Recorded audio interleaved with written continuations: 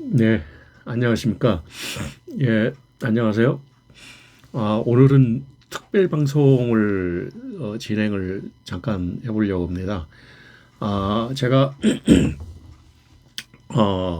오늘 오후에 그 하남 갑 추미애 그 후보의 개소식을 일부러 참석을 안 했습니다. 그래서 원래 아는 제 후배 목사님하고 같이 참석을 하려고 했는데 개인 어떤 사정에 의해서 제가 일부러 참석을 안 했고요. 그 실방을 유튜브에서 제가 봤습니다. 그래서 특별 방송은 하남 갑에서 오늘 개소식을 한그 추미애 장관 그, 그 많은 인원들이 인산인해를 이뤘더라고요. 그래서 그거 하고 그 다음에 조국 혁신당에 대한 비례인원에 대한 평가 어떻게 해야 하는가 제안을 드리는 상하고 그 다음에 소나무당에 대한 어떤 제언, 소나무당에 대한 어떤 그런 희망사항을 조금 얘기해 볼까 합니다. 그래서 제가 지금 방송을 시작하면서 상당히 좀 충격적인 제 개인적으로 충격적인 부분 제가 작년에 이제 해직이 사실 본의 아니게 정치 활동 및 기타 등등 이제 품위 손상 관련해서 제가 본의 아니게 35년 가까이 다녔던 직장에 대해서 작년 말경에 해직이 됐습니다. 제가 사실은 그래서 제가 뭐 이렇게 오늘 처음으로 이제 얘기를 하는 건데요. 제가 공개적으로 이렇게 유튜브에 얘기하는 건 처음일 겁니다. 근데 어제 밤에 사실 제가 언지를 아는 후배 동생한테 살짝 기뜸은 받았는데 오늘 제가 추미애 장관 추미애 후보 개소식에 가려고 했지만 전 직장 그러니까 전 공직 계통에 있던 직장에서 저에 대한 어떤 그 체증이라고 할까요? 그런 정치 활동에 대한 그런 부분을 관련해서 제가 회사 그 규정에 따라서 임직원 윤리강령 규정에 따라서 품위손상 관련 등 해서 기타 등등 해서 이제 해직이 됐기 때문에 제가 정치 활동을 조금 했던 부분이 있었습니다. 그러니까 정치 활동을 했는 게 아니라 어떤 계획서를 만들어주고 소위 이제 정치 활동은 아니지만은 관련된 창당 작업 계획서를 제가 만들어준 부분들이 과거에 있었기 때문에 아마 그런 또 이게 정치 활동을 하는 정치인들도 만나기도 하고 물론 개인적인 사생활이니까 그거 가지고 뭐라고 할 건 아니지만 제 어떤 소위 뒷조사까지 한다는 게 굉장히 오늘 불쾌했습니다. 그래서 실방에서 어느 직장을 얘기를 어디서 오셨냐니까 어느 직장을 얘기를 한 걸 제가 듣고 깜짝 놀랐습니다. 그래서 이게 제가 그러니까 그 해직 구제 신청서를 지난주에 제출을 했고 오늘이나 아니면 지난주 말이나 아니면 이번 주 초에나 다 받아봤을 텐데 그런 일들이 억울하게 어떻게 보면은 제 개인적으로 정말 괘씸죄 프레임이 씌워져 가지고 혐의가 없음에도 어떤 증거나 뭐 아무 내용이 없음에도 기타 제가 외부의 유명 정치인들 만나고 섭외를 이렇게 교제를 갖는다는 차원에서 회사 측에서는 굉장히 그 내부적으로 그 관리 단속이 어려웠던 모양이에요. 그래서 괘씸죄에 의해서 제가 작년에 좀 안 좋은 그런 어떻게 보면 강제 퇴직을 당하는 그런 입장을 작년 말에 했습니다. 그래서 지금 마음은 많이 평정이 됐지만 상당히 힘들었었고요. 그래서 제가 이제 유튜브를 2월 달부터 본격적으로 하게 된 것이고요. 오늘 실방 하남 갑 추미애 후보 개소식 라이브 방송을 제가 보면서 후반부에 인원이 다 거의 빠져나가는데 어디서 오셨냐니까 어느 모 회사에서 왔다라고 하는 소리를 듣고 제가 너무 놀래가지고 저렇게 뒷조사까지 다 하나? 어떤 체증을 위해서 증거 수집을 해서 하나? 불필요한 그런 사생활 침해가 되지 않을까. 그 정도까지 제가 깜짝 놀랐습니다. 그래서 제가 이제 몇 분 아는 분한테는 그런 내용을 말씀을 드렸고, 어쩐 느낌이 좀 안 좋아서 또 몸도 좀 쉬고 싶은 마음이 있었기 때문에 어제 또 우연찮게 밤에 그런 부분들이 있어서 제가 참석을 천만 아는 게 다행이었다. 괜히 뭐 쓸데없이 어떤 개연성을 찾는다든가 또 오해를 산다든가 해서 더 일을 복잡하게 만들 필요가 있었겠다. 그래서 오히려 오늘 제가 3시에 개소식 안 가고 제 아는 목사, 후배 목사 가서 오늘 제가 열심히 촬영도 하고 했던 모양이더라고요. 그래서 제가 그 부분을 좀 말씀을 드리고요. 오늘 인산인해를 이뤘습니다. 제가 거기 이 실방을 보면서 3시 출정식, 지난 출정식은 전 가봤지만은 오늘 개소식에는 제가 안 갔기 때문에 유튜브를 보는데, 이해찬 전 대표 어른이시죠. 그다음 임혁백 이번에 이제 공천위원장, 함생웅 신부님도 오셨고, 안진건 소장, 김민웅 교수, 이부영 연세 많으신 고모님, 그 다음에 제가 3일 전에 지난 금요일 날 만났던 대구 북구 지역위원장, 더불어민주당 쪽에 있는 이현주 누님도 오셨더라고요. 그래서 다 이렇게 화면에 비치니까 반가운 인물들이 참 많더라고요. 제가 마음은 꿀떡같이 가서 참석을 하고 싶었는데, 제가 아직까지 제 어떤 일들이 정리가 아직 안 된 부분들이 있어서 가지도 못하고 그냥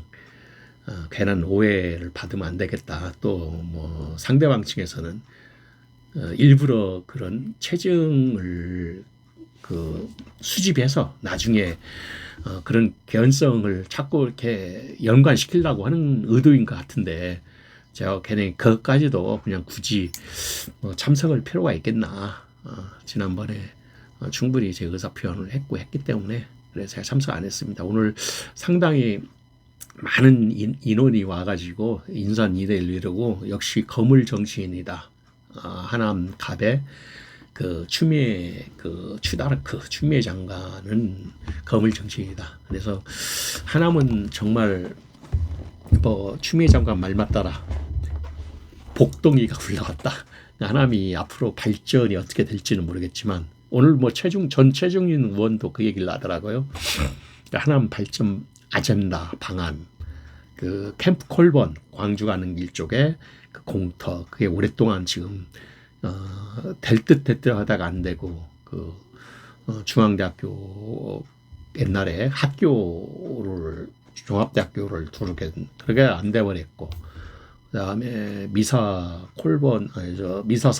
그게 월드 스타, K-팝 스타 단지를 세계적으로 만들겠다 하는 부분, 수백억이 들어가겠죠. 그래서 논란이 많습니다. 이게 괜히 지역 자치단체에서 만들어놓고 관리도 안 되고 이거 부도나는 거 아니냐, 그런 반대 의견도 있습니다. 사실 이게 국가 어떤 시책 사업으로 꾸며 나가야지 않겠나. 그 다음에 스타필드 옆에 있는 공터, 명지대학교에서 이제 처음에 병원 부지로 병원을 그렇게 하려고 했던 것 같아요. 그래서 명지대학, 그런 하남이 제2의 어떤 강남 동생 하남이 되지 않을까, 그렇게 내다는 보고 있는데, 최종윤 전 의원도 그런 얘기를 좀 했었고, 또 추미애 후보님께서도 하남에 대한 지역 개발 공약, 그러니까 지금 윤석열 대통령이 전국을 돌면서 신도시 내지는 개발에 대한 약속, 그게 지켜질지 안 지켜질지는 모르겠지만은 그런 개발약 속도를 공약을 어떻게 보면 자기는 후보는 아니지만은 후면에서 이렇게 그런 미팅을 갖고 있거든요. 전국적으로. 뭐 이게 선거법에 뭐 입야가 되는지 안 되는지는 모르겠습니다.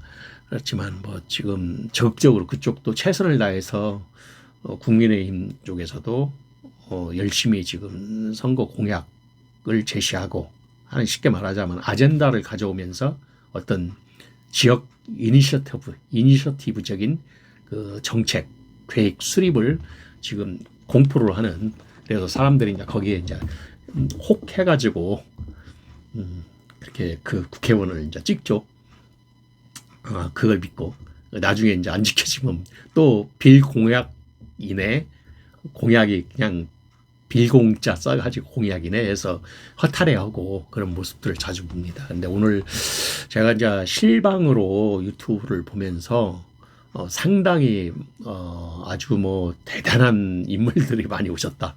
그래서 아까 김민흥 교수님하고도 잠깐 통화했고, 또 일부 뭐 통화할 만한 사람은 잠깐 뭐 안부 전화만 이제 드렸고, 제 소식도 얘기도 하고, 역시 이제 김민흥 교수 같은 경우는 대마고라고 하는 그 연설이 아주 그냥 잘하시더라고요. 그 김민흥 목사님 이렇게 강약을 조절하면서 톤을 올렸다 내렸다 하면서 짧게 하면서 아주 연설의 달인이다.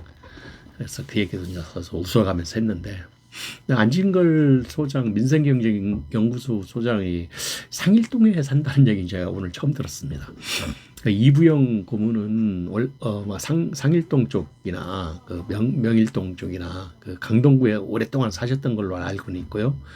함세용 신부님 같은 역시 종교인답게 그 사랑이라고 하는 그 어떤 메시지가 오늘 역시 함세용 신부님이 자기의 어떤 그 종교인다운 말씀을 오늘 좀 간단하게 하시면서 참 함축된 얘기를 좀 하셨더라고요. 이해찬 그 전 대표님 연세 이제 많이 드셨잖아요. 그분은 과거 어렸을 때에 추미애를 처음 만났을 때 얘기를 하면서 광진 지역 나간 과정, 그래서 상당히 그 과거에 대한 어떤 그 추억을 불러일으킬 정도의 그런 말씀을 하셨어요. 그래, 이명배 교수는 역시 그냥 차분하게 조용히 힘 있는 말씀을 전해주셨고, 나머지 이제 화면에서 언뜻 이렇게 보니까 제 뭐 후배 목사도 뭐 있었고, 또 웹인 소개할 때도 들어가 있고, 또 추장관이랑 같이 사진도 찍은 걸 봤고, 또 엊그저께 만난 그 북구 갑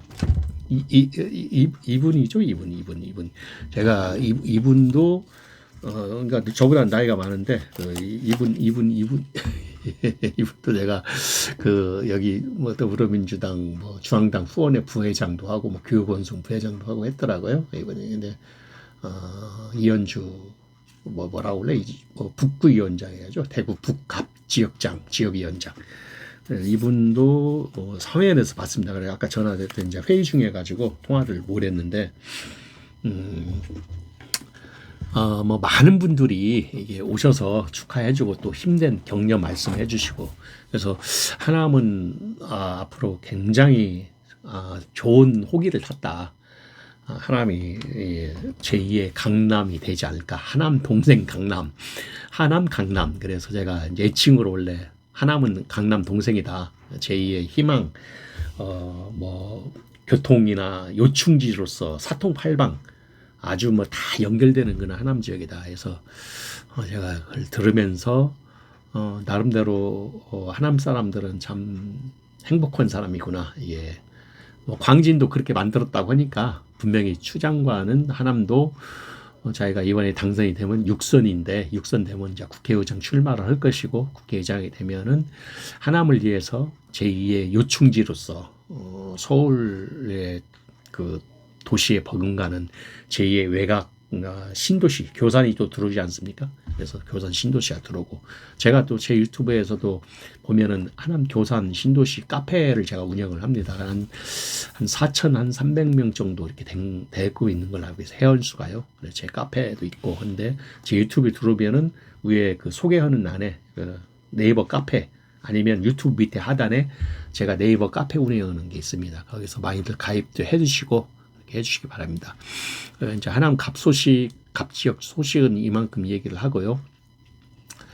그러니까 중요한 거는 지금 하남에서는 추미애 장관은 이제 그 물밑 항우회라든가 그런 각 연결고리가 많이 돼 있어요. 하남은 아무래도 오랫동안 그 어르신들이 오랫동안 사셨던 고향같이 그냥 어렸을 때부터 사신 분들이 많기 때문에 하남은 다 그 연결고리로 선배 후배 뭐 어떤 모임의 단체로 연결되어 있기 때문에 그런 부분들만 예의주시하면서 이 선거 전략을 잘 짜면 좋겠다.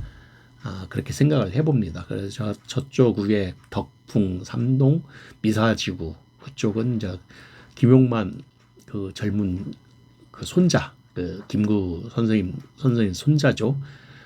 거기도 이제 어르신들을 많이 공경하고 어르신들을 찾아뵙고 그런 전략을 좀 하는 것 같더라고요. 그래서 제가 판단했을 때는 좀 더 적극성을 좀 띠고 아무래도 하남 사람들이 봤을 때는 좀 처음이기 때문에 좀 이렇게 부침성 있게 더 적극성을 띄는 전략으로 나가면 되지 않을까 그런 생각을 좀 해보게 됐고요. 그 다음에 이용 그 국힘당 지금 추미애하고 지금 맞붙게 되는데 제가 이용 씨에 대한 국힘 후보에 대해서는 이길 수 있는 방법 제가 알려드리면 추 장관에 대해서 어떤 대치점을 놓고 싸우지 말라는 얘기예요. 아주 그 어떤 동정표를 유발하라는 얘기죠. 동정표. 그래서 사람의 어떤 감정적인 마음을 끌어당기는 그런 표의 전략을 가져와서 결국은 그게 한 명, 두 명 모여지면 큰 표가 되거든요. 그래서 이 큰 거물급 추미애 장관, 그러니까 추미애 후보와 맞붙으면은 전혀 이기지 못합니다. 그럴 때는 납작 엎드려가지고 동정표를 얻어오는 게 좋겠다. 동정표를 최선으로 사람 마음을 사는 동정표를 얻어오는 게 좋겠다. 그런 생각을 해봅니다. 그러면 아마 추 장관도 굉장히 좀 어려울 거예요. 왜냐하면 추 장관은 사실 중앙당의 큰 인물이기 때문에 이런 지역에서 사실은 안 어울리는 급이거든요. 오늘도 뭐 참석했던 인원들 보면 다들 뭐 이름께는 알려진 분들, 이해찬 대표로부터 해서 뭐 이명배, 함세웅 막 그런 분들 다 오셨어요. 오늘. 그래서 상당히 제가 놀랬죠. 이제 지방 하남 선거면서 뭐 종로, 마포 뭐 정치 1번지도 아니고 이렇게 와서 하는 게 저도 깜짝 놀랐습니다. 그래서 그런 전략들을 잘 구사해서 나가면 서로 더 선의 경쟁으로서 좋은 결과가 나오지 않겠나 그런 생각을 해봅니다. 그 다음에 이제 두 번째 제가 하고 싶은 얘기는 조국 혁신당의 그 앞으로 어떻게 전개해 나갈 것인가를 하나의 팁으로 조언을 좀 해드리려고 오늘 방송을 켰습니다. 사실 오전에 제 아는 동생이랑 또 통화를 정치 얘기도 좀 하고 이런저런 얘기를 많이 했는데 지금 제가 누차 지난 방송에도 얘기했지만 조국 혁신당은 총선 전후로 나눠진다. 총선 전은 개인 조국으로서의 혁신당 그런 브랜드나 그런 어떤 이 개인 이미지로 조국의 응원을 많이 하고 가입을 많이 하고 지지율이 20%대까지 올라 있는 입장이거든요. 그러면 그 총선 후에 조국은 뭐냐? 총선 후의 조국은 그 사실 불명확한 그러니까 대법원 그 사건이 어떻게 될지가 몰라요. 구속될지 파기환송이 될지 모르기 때문에 조국은 그 시스템을 다 만들어 놓아야 할 책임이 좀 있습니다. 그러니까 대한민국 조국으로서 혁신당을 만들어 놓아야 한다는 얘기죠. 자기가 없어도 제대로 굴러갈 수 있는 그런 조국 혁신당. 그리고 뭐 그제 최백은 교수가 뭐 그런 얘기를 비판을 했다고 하는데 뭐 강령의 조국 혁신당 강령이 대학생 레포트 수준으로 짜집기 수준이다. 그러니까 그런 그 비판을 했다고 하는데 뭐 그건 이제 보완을 하면서 명확한 어떤 강령, 정체성 그런 강령의 각도 전문 분야별로 그런 세부적인 것까지 살을 붙이면서 더 이렇게 자꾸 보완해 나가면 되는 거니까 그렇게 어려운 건 없습니다. 다만 조국 대표가 대법원이라는 판결이 있고 또 총선 후에 저는 뭐 한 10석 정도를 봅니다. 왜 그러냐면 지금 조국 혁신당은 밴드웨건으로 지금 이 새몰이 같이 이 어떤 굉장히 그냥 우해서 막 거기에 휩쓸려서 어떤 기세를 지금 이끌고 조국 대표의 그 발언 속에서 막 그렇게 몰이로 지금 급상승해서 올라가는데 제가 지금 말씀드리고는 잘 들어야 할 거예요. 조국 혁신당 뭐 당을 이제 운영위원회라든가 당 전략 선거 전략을 짜시는 분들은 지금 한 20일 남았는데 제가 비례대표 명단을 봤습니다. 박은정, 조국, 이혜민, 신장식, 김선민, 이준영, 김준영, 김재원, 황운하, 정춘생, 차규근 이렇게 쭉 나와요. 근데 사람들도 비판을 많이 합니다. 지금 박은정, 신장식은 이해가 간다. 여기는 실질 현 정부와 대치점을 이루고 전투력이 있을 것이다라고 기대를 하는데 나머지 분들은 그렇게 신뢰를 못 두고 있는 게 사실입니다. 그러니까 제가 이렇게 보면 전 다 전이에요. 전 대통령 직속 뭐 저출산, 전 법제처장, 전 서울연구원원장, 전 건강보험 심사평가원장, 전 국립외교원장. 저도 이런 기관에 공직계통에 저도 작년 말까지 근무를 했거든요. 다 낙하산이거든요. 그 사람들은 이사장이나 뭐 원장이나 뭐 기관의 공기관의 장들은 해바라기입니다. 해바라기.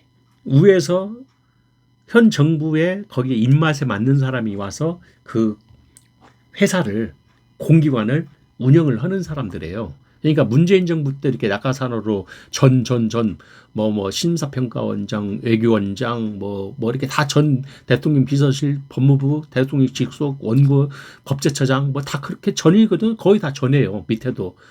그러면은 문재인 대통령의 사람들로 다시 채워지는 입장이 되는데 어차피 지금 이렇게 확정이 됐어요. 20명이. 예비 후보도 있고 배수진, 강미정 뭐 이렇게 해가지고. 근데 그동안에 제가 듣기로는 조국 씨의 같이 창당을 하자고 하는 뭐 오늘 참석을 한 멤버도 있어요. 오늘 저기 하남 갑지역에 같이 하자고 하는 사람들이 다 배제가 돼버렸어요. 그리고 새로운 인물로 지금 대거 투입이 됐거든요. 이 조국 비례대표 명단은 구성은. 근데 과거에 이름께나 있고 전투력 있는 사람들이 원래 조국하고 같이 해서 당을 만들자라고 해서 나름대로 1등 공신으로 해서 비례를 받으려고 했던 것 같아요. 제가 오늘 뭐 누구라고 얘기 않지만 저는 알거든요. 근데 지금 조국 대표는 싹 물갈이로 그 사람들 다 내쫓고 새로운 인물로 채웠어요. 새로운 인물로 채웠는데 지금 다 문재인 대통령 사람들로 세워졌다는 얘기 거의. 지금 뭐 여기 누굽니까? 그 김재원이라고 하는 뭐 리나인가 뭐 그 가수 이미 뭐 이종원 씨도 개총수 이종원 씨도 뭐 완전히 어제 방송에서 그랬다고 그러지 않습니까? 이제 민주당 몰빵으로 가자 화나가지고 뭔가가 못마땅하니까.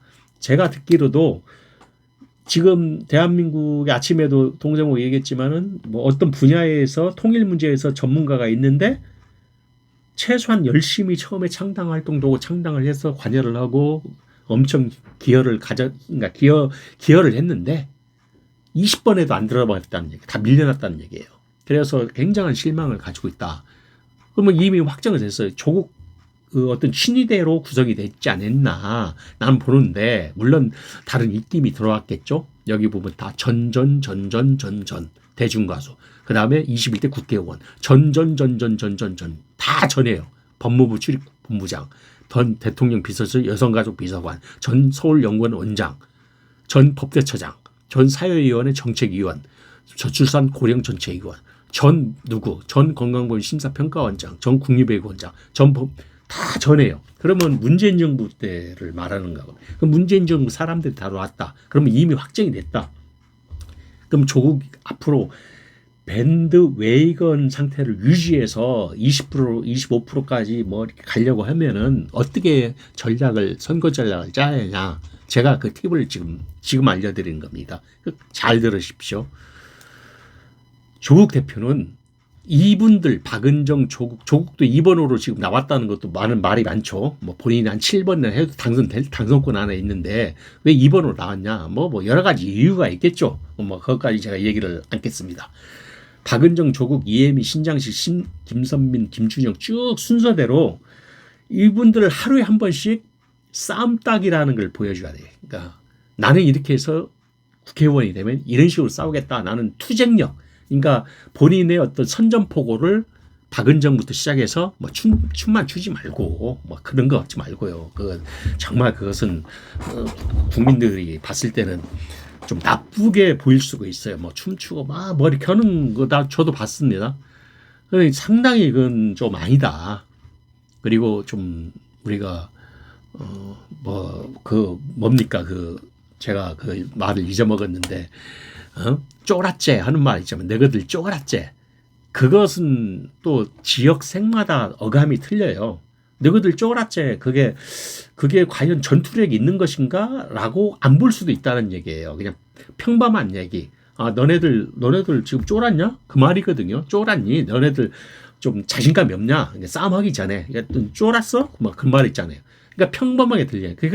그게 무슨 일부 유튜브에서는 상당히 무슨 공격적이고 전투력 있게 비춰지는데 천만에 아닙니다. 너희들 쫄았지. 그 말은 그냥 경상도 쪽에서는 그냥 너네 쫄았냐? 그냥 평범하게 들리는 어투입니다. 그러니까 다른 전라도나 충청도 다른 지역에서는 저게 무슨 전투력이 있나? 저건 아니다. 차라리 조국 대표가 1번부터 2번, 3번 해서 매일매일 유튜브에 소나무당이 지금 매일 자기에게 어떤 정견 발표하는 식으로 그 출마 의견을 발표를 하지 않습니까? 그걸 기사화 시키라는 얘기예요. 지원을 해주는 유튜버들 많지 않습니까? 새날에 박시영 그런데 대형 유튜버 김어준 그런 데 가서 그거만 하루 내가 오늘 박은정 아니면 이혜민 차례다. 그러면 지금 20일 남았는데 그걸 집중적으로 내가 이렇게 싸우겠다. 어떤 각오를 보여주라는 얘기죠. 내가 이렇게 싸워서 반드시 이 윤 정부에 대해서 어떻게든 간에 결판을 내겠다. 그런 어떤 각오에 대해서 해도 믿을 듯 말듯해요. 지금 현재 제가 조국 혁신당을 봤을 때 지금 너무 이게 신장식 박은정 외에는 없어요. 사실 어떤 전투력을 간 싸움닭이 없다는 얘기예요. 싸움닭이. 그러니까 정치는 지금 시국에서 말은 너희들 쪼라치 그런 말 하지 말 그건 싸우자는 소리가 아니니까 그냥 선한 그 학생이 그냥 너희들 쪼라치 그게 무슨 난 뭔 말인가 했어요. 근데 그건 아니다. 그러니까 뭔가가 자기가 가고 전투에 임하기 전에 나는 이렇게 해서 어떤 선전포고적인 그 레토릭을 세게 내라 이거죠. 그래서 이런 식으로 난 싸워 나가겠다. 나는 깨부셔 나가겠다라고 하는 그 소견들을 1번부터 쫙 매일매일 해서 그 방송 출연을 해서 이렇게 나가야지. 국립외교원장 한 사람이 무슨 건강보험 심사평가원장 한 사람이 그 분야에서는 1인자가 될 수 있을지언정 지금 필요한 것은 싸움닭이 필요하거든요. 그렇게 얘기했지 않습니까? 조국 신당은 돌격대라고 아주 민주당이 하지 못하는 부분을 그 앞뒤가 안 맞거든요. 사람들은 지금 의심을 하기 시작한 거예요. 의심도 하고 또 그동안에 조국 그 대표가 민정수석 하면서 여러 얘기가 나오지 않습니까? 최강욱 그 전 의원 얘기 들으면 자기는 반대 의견 했는데 조국은 그 비서실로 올릴 때 반대와 찬성을 50대 50으로 해서 올렸다고. 그러면 그 이전에 왜 그렇게 올렸는지까지 지금 다 방송이 나오잖아요. 그러니까 결국은 총장으로 낙점이 된 거지 않습니까? 그러니까 본인의 어떤 생각이 있어서 50대 55일로 맞춰서 반대를 최강욱 씨가 반대를 했으면 반대 의견을 했으면 안 됐을 텐데 인사 검증 시스템에서 그러면 50대 50가 하니까 그냥 비서실에서 노영민 실장이 그걸 그대로 대통령한테 사인 맡아서 그러니까 그것은 위에서 또 어떻게 그 내용은 이제 시간이 가면 또 밝혀지겠죠. 그 진정성 여부는. 근데 제가 답답한 게 그겁니다. 지금 현재 이 리스트를 봤을 때는 너무 그 쌈딱이 없다. 자, 그럼 반대로 한번 볼까요? 자, 더불어민주당 비례를 제가 봤어요. 그랬더니 백승아, 오세희, 강유정, 임미애, 고재순 뭐 쭉 뭐 남자들도 이렇게 따로 이렇게 나눠놨더라고요. 뭐 그러니까 뭐 어떻게 보면 최소한 시민단체에서 추천한 사람들은 뭐 노조 연맹 싸울 줄 아는 사람들 섞여 있어요. 나름대로. 그리고 나름대로 이렇게 골고루 섞여 있으면서 뭔가가 싸울 수 있는 사람들이 조금 있다. 그리고 물론 전문성은 있지만, 응?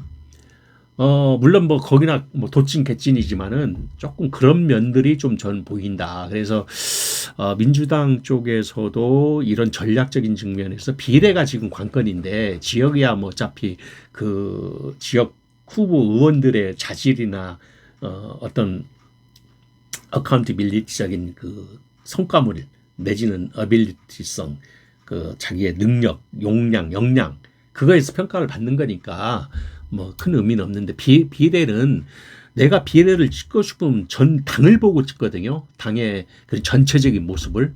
그러면 그 사람을 보는 게 아니라 당을 봐버린단 말이에요. 그러면 당 안에 그 어떤 전투력을 가지고 있는 사람들이 과연 있을까라고 했을 때, 최소한 제가 봤을 때는, 이것을 좀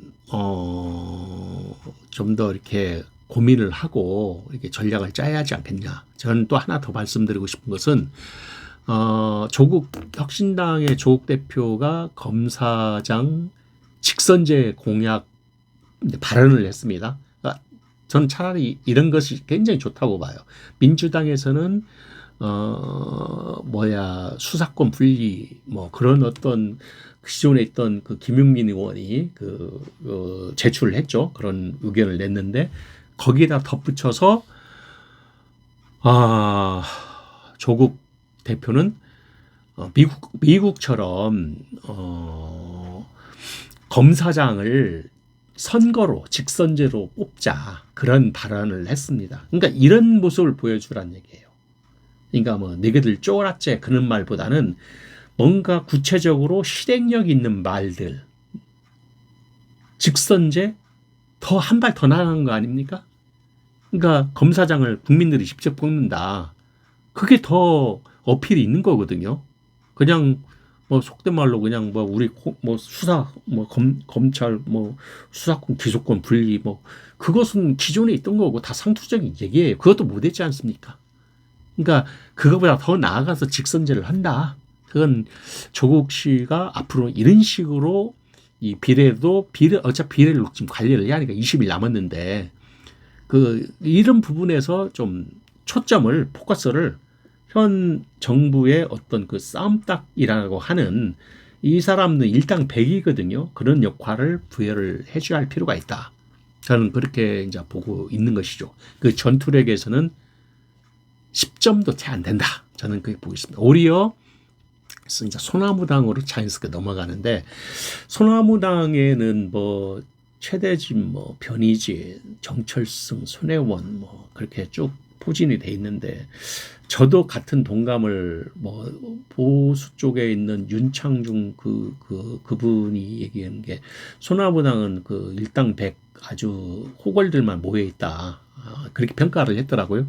저도 사실은 소나무당을 오히려 소나무당이 지금 초점이 맞춰졌지 않습니까? 그냥 그 윤석열 탄핵 막 그런 식으로 그냥 뭐 아주 정치적으로 아주 강하게 어필을 하고 지금 그렇게 모여 있잖아요. 그래서 분명한 두각을 나타나고 있다. 이제 그런 전투력이 지금 조국 혁신당에서는 반드시 필요하다. 그렇지 않으면 점점점 그 밴드웨이건에서 떨어진다. 제가 어제도 얘기했지만 소나무당은 지금 언더독이라고 얘기했습니까? 언더독은 이제 동정표를 구하는 거거든요. 좀 안 됐다, 좀 약한 정당도 좀 찍어주자 하는 언더독 현상, 딱 이제 그 결집을 시키는 거예요. 표를 결집시킨다고 하잖아요. 표를 다 모아서 결집시켜서 하는 게 소나무당의 전략이다. 왜냐하면 송영길 대표가 지금 구속돼 있으니까 현재. 그래서 언더독 효과는 소나무당에 가져올 것이고 조국 혁신당은 밴드웨건 효과로서 그걸 관리를 잘해야 하는데 지금 문제점이 있다. 그래서 소나무당 같은 경우는 제가 누차 얘기했지만은 대한민국의 정치사에서 상당히 시험대에 지금 올라 있다. 뭐냐? 지금 이념 그 정치적인 색깔이 진보 보수 다 틀린 사람들이 모여 있거든요. 그러니까 저는 나쁘게 얘기하면 어떤 정당이 아니라 동아리 모임 아니냐. 동아리 어떤 자기의 이익 집단이 맞아서 국회 원내 진입이라고 하는 이익 집단에 의해서 모여 있는 집단 아니냐. 그렇게 나쁘게 표현은 하면 좀 부정적으로 얘기하면 그렇지만 또 좋은 의미에서는 이번에 소나무당은 대한민국의 정당의 구조와 발전을 더 한층 업그레이드 할 수 있는 좋은 기회가 왔다.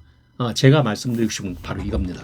왜 그러냐면은 앞으로의 우리 시대는 이념이나 사상의 어떤 정당의 가치성을 가지고 만들어지는 시대가 아니에요. 이념 시대가 아니라는 얘기죠. 뭐 좌파, 우파, 뭐 좌익우익, 뭐 그런 뭐 태국지 펴고 막 해도 거기에 떡이 나와 밥이 나와 그게 아니에요. 젊은 사람들은 자기한테 도움이 되냐 실리적인 도움을 바라는 거거든요. 실리적인 도움. 그래서 정당에 대한 구조에 대한 가치는 뭐 독일도 그렇다고 그러더라고요. 제가 알기는 독일도 한 달에 한 번씩 강령, 그 정당의 강령을 업그레이드하고 수정하고 변경을 하는 정당이 있대요. 그러니까 그 시대에 맞게끔 그 시대의 그 환경에 맞게끔 정당의 가치와 추구성이 목표가 바뀐다는 얘기죠.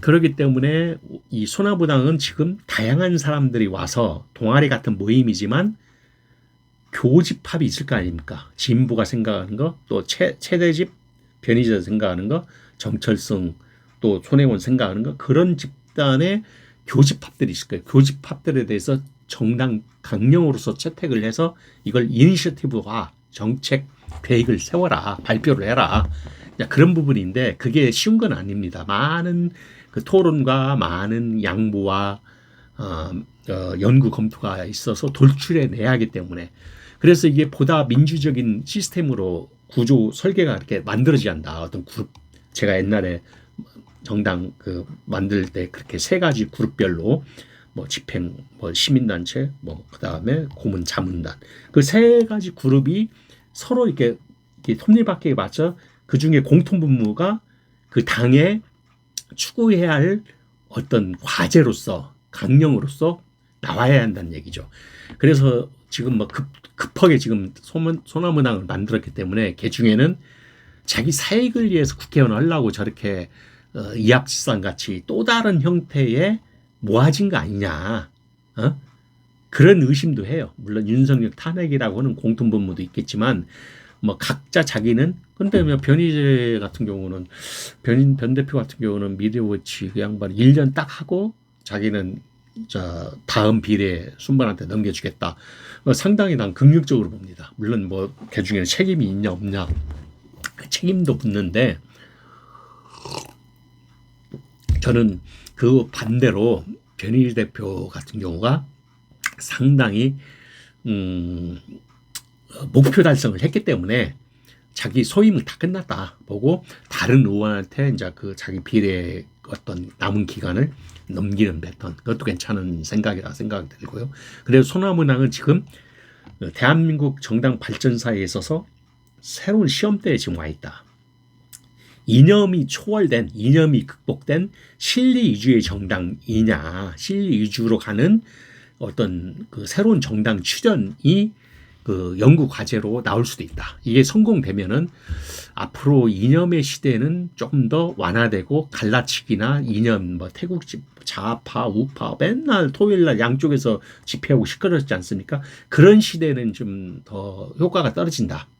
제가 판단했을 때는 앞으로는 정말 실리적인 실질 합리적인 도움이 되는, 그러니까 뭐 정약용의 뭐 그 실용주의 사상 같은 정당 구조, 정당이 많이 만들어질 것이다. 그런 어떤 소나무당이 가지고 있는 역사적인 과제가 있다. 그래서 뭐 정 변호사도 저도 뭐 워낙에 똑똑하신 분이니까 그 양반 뭐 변호사로서 많은 일도 했고, 그래서 저는 이번에 원내 진입했으면 좋겠다. 변희재 씨도 마찬가지고, 뭐 손혜원 워낙에 뭐 지금 뭐 연세는 드셨지만은 노련하거든요.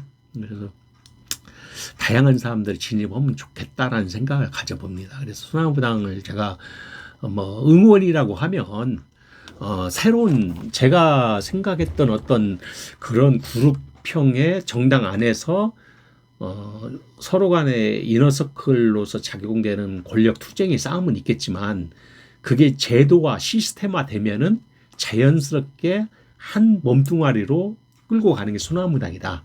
동아리 같은 모임이지만 실질적인 정당이라는 색채를 가지고 간다. 대한민국 그 정당 발전사에 있어서 이념의 어떤 아이덴티티를 갖는 정당은 이제 과거로 없어지는 산물이다. 이제 유럽이 그렇게 바뀌고 있거든요. 뭐 나치당도 있고 녹색당도 있고 자연보호는 그런 당도 있고, 또 뭐 그 어떤 시민들의 어떤 그 때에 따라서 시대에 따라 바뀌는 한 달에 한 번씩 정당이 업그레이드되고 바뀌는 그런 정당도 있고, 그런 정당 체제로 앞으로 가지 않겠나라는 생각이 들었습니다. 그래서 제가 왜 그런 얘기를 하냐면, 과거에 홍정욱인가요? 그 노원 상계에서 노회찬 씨가 이제 떨어지고, 실제 노회찬 씨랑 홍정욱 붙었는데 설문조사에서는 노회찬 씨가 더 당선권으로 월등히 높았어요. 근데 실제 개표 안에 들어가 개표를 해보니까 홍정욱 씨가 젊은 사람이 당선이 돼버린 겁니다. 왜? 원인이 뭐냐? 사람들은요, 어떤 이념이나 그런 가치, 그러니까 형이상학적인 철학적인 거, 플래그, 이념은 깃발 아닙니까? 어떤 추구하는 그 플래그를 들고 가는 가치는 이제는 같다는 얘기죠. 그래서 상인의 뭐 김대중 선생이 얘기했던 선비의 뭐 이상과 생각과 이상과 철학과 상인의 그 현실 감각이라고 표현을 하잖아요. 그러니까 지금은 상인의 현실 감각이 더 우위에 차지하고 있다. 시민들의 그 정서상, 시민들이 바라봤을 때 실질적인 나한테 도움이 되는 게 어떤 것이냐라고 했을 때 상인의 현실 감각이 표를 찍는 향방이다. 그래서 제가 자꾸 얘기하는 게, 국회의원은 지역 아젠다를 빨리 파악하고 지역 아젠다를 던져주고 먼저 이끌고 가는 게 당선권에 먼저 들어간다. 그걸 놓치면 놓칠수록 손해다. 그리고 국민 정서가, 내가 어디가 배고픈데 어디 좀 등 좀 긁고 싶은데 왜 이 와서 국회의원은 그런 일을 안고 맨날 그 와서 중앙당사나 뭐 지금, 근데 큰 틀에서는 그건 당연히 맞죠. 그렇지만 지역 사람들은 그 지역에 대한 어떤 바라는 바를 빨리 파괴한다. 그러니까 쌍양날의 바퀴같이 같이 굴러가야 한다는 얘기죠. 그래서 제가 오늘 이렇게 소나무당에 대한 제언까지 지금 한 40분, 오늘 30분에 하는데 또 시간이 많이 지체가 됐습니다. 오늘은 특별 방송이니까 제가 조금 한 45분 정도 이렇게 마치려고 하는데, 소나무당이 지금 중요한 그런 발전사에서, 정당 발전사에 중요한 지금 차지하고 있다. 많은 사람들은 비하합니다. 예, 동아리 같이 뭐 서로 뭐 보수 있는 사람이 와서 같이 정당 같은 당원이고 또 진보, 그거 참 이해를 할 수 없다. 근데 그 사람들 자체가 이제 시대를 못 쫓아가는, 그걸 빨리 강령에다 넣어줘야 돼요. 좌우를 아우를 수 있는 정당으로서 우리는 실리를 추구하는 정당으로 나가겠다. 그렇게 소나무당의 어떤 가치성을 부여해주면 상당히 소나무당다운 절개를 지킨 정당으로서 하고, 이 언더독 효과를 톡톡히 지금 좀 봐라. 송영길 대표가 이제 언제 출소해서 나올지는 모르겠어요. 뭐 보석으로 나오겠죠. 선거 운동을 해야 하기 때문에. 그러면은 언더독이라는 효과를 그 동정표를 얻어서 최소한 저는 소나무당이 한 5, 6표는 가져가지 않을까. 조국혁신당은 10표 좀 넘지 않을까. 11표, 12표까지. 저는 그렇게 크게 보고는 있습니다. 뭐 20표까지는 좀 어려울 것 같고. 왜 그러냐면 점점 또 디클레인 돼가지고 좀 떨어질 수도 있다라고 봐요. 이게 밴드웨이건을. 그러니까 아까 밴드웨이건 효과가 있다고 하지만은 그 어떤 그 1번부터 20번까지의 그 공약 발표를 쌈딱이라는 걸 매일매일 막 보여줘야 한다는. 지금 그럴 때예요. 시간이 없습니다. 그러니까 막 조국 대표한테만 막 의지할 것이 아니에요. 이 사람들 각 한 사람 한 사람들의 비례 한 사람 한 사람들이 이 당이 과연 돌격대로서 당인가 그런 것들을 과감없이 그냥 이 말이라도 뭐 뻥을 까라는 얘기죠. 엄포를 넣으라는 얘기죠. 말이라도 나는 조국혁신당 비례 우리 당 그 후보들은 뻥을 까서라도 나는 돌격대를 보여준다라고 매일매일 아젠다를 던지고 쌈딱이라는 보여주라는 얘기입니다. 제 얘기는 그겁니다. 그렇지 않으면 결국은 그 지지율이 점점 떨어질 수도 있다. 밴드웨이건 효과는 멈춘다. 그걸 주의를 하라 그 얘기입니다. 제 얘기는.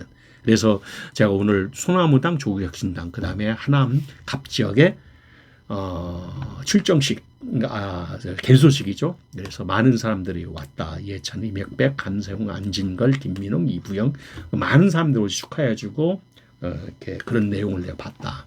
제 개인적인 것도 있었고 개인적인 걸 보면서 참 무섭다.